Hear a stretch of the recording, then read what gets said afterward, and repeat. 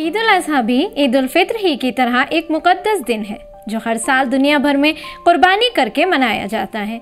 ईद उल अज़हा को बकरा ईद के नाम से भी जाना जाता है और ये इस्लाम का दूसरा अहम त्यौहार है। आदाब, मैं हूँ आपके साथ आमना फारूक और आप देख रहे हैं आवाज़ दी वॉइस। हमारी हौसला अफजाई के लिए हमारे चैनल को सब्सक्राइब करना ना भूलें। हिंदुस्तान में मुख्तलिफ ज़ात और मज़हब के लोग रहते हैं। हर साल हम मुख्तलिफ त्योहारों को बड़ी खुशी के साथ मनाते हैं। ईद उल अज़हा इन त्योहारों में से एक है जिसे हम मुख्तलिफ नामों से भी जानते हैं, जिसे ईद उल अज़हा और बकरा ईद भी कहा जाता है। ये इस्लाम मज़हब का एक ख़ास त्यौहार है जिसे पूरी दुनिया के मुसलमान मनाते हैं। इसे कुर्बानी का त्यौहार भी कहते हैं। आइए आपको बताते हैं कि ईद उल अज़हा के लफ्ज़ी माने क्या हैं। ये अरबी ज़बान का लफ्ज़ है और इसकी मुराद कुर्बानी से है। इसका मतलब है कुर्बानी की ईद। ये त्यौहार रमज़ान के मुक़द्दस महीने के इख्तिताम के तकरीबन 70 दिन बाद मनाया जाता है। अरब ममालिक में इसे ईद उल अज़हा के नाम से जाना जाता है और हिंदुस्तान में इसे बकरा ईद के नाम से जाना जाता है। ये एक बहुत बड़ा त्यौहार है जो बुनियादी तौर पर हज़रत इब्राहीम अलैहिस्सलाम की सुन्नत है, जो हज़रत इब्राहीम अलैहिस्सलाम के ईमान और अल्लाह ताला पर उनकी अक़ीदत को बयान करती है।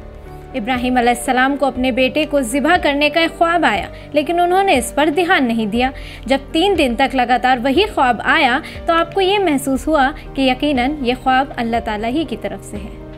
इसलिए वो इस बात के लिए बिना कुछ सोचे समझे अल्लाह ताला का हुक्म समझकर राज़ी हो गए। खुदा के साथ उनकी अक़ीदत और एतक़ाद इतना मजबूत था कि उन्होंने अपने ही प्यारे बेटे इस्माइल अलैहिस्सलाम को कुर्बान करने से दरिग़ नहीं किया और अपने बेटे की कुर्बानी देने पर राज़ी हो गए। उनका ये अमल अल्लाह को बेहद पसंद आया।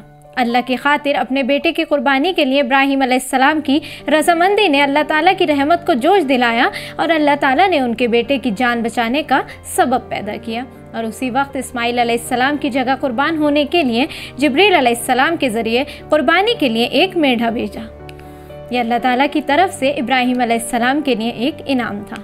तारीख़ इस्लाम के इस मुक़द्दस वाक़े की वजह से ही तमाम मुसलमान हर साल अल्लाह की रहमतों और मग़फ़िरतों के लिए हज़रत इब्राहीम अलैहिस्सलाम की सुन्नत के मुताबिक ईद उल अज़हा मनाते हैं। ईद उल अज़हा 10 ज़िलहज्जा को हज के महीने में उस वक्त होती है जब मक्का मुकर्रमा के तमाम आज़मीन हज के वाजिबात अंजाम दे रहे होते हैं।